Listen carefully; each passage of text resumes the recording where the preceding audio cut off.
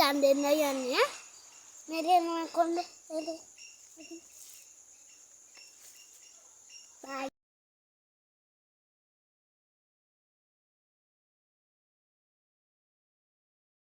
ඔන්නමං කොණ්ඩේ පීරන ගමන්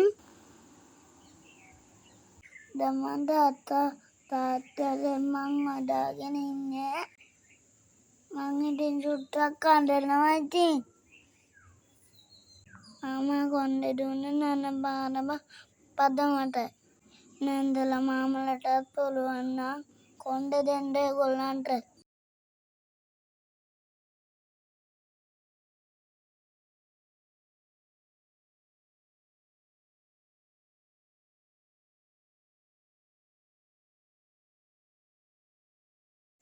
මේ තියෙන රබර් පැටි දාලා මගේ කොණ්ඩේ චුට්ච කපන හැටි.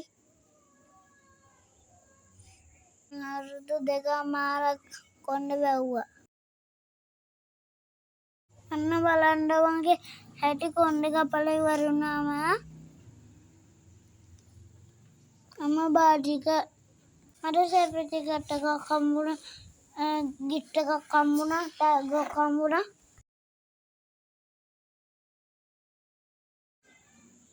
එයා කට් එක දමන් සැලුන් එකට ගියා.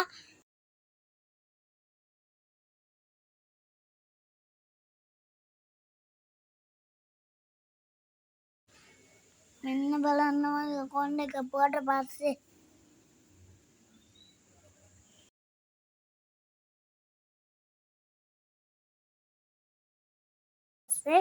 මගේ කොණ්ඩේ ලස්සන කරගන්න සැලුන් එකට ගියා. ඊට පස්සේ කට් එකක් ගෙව්වා.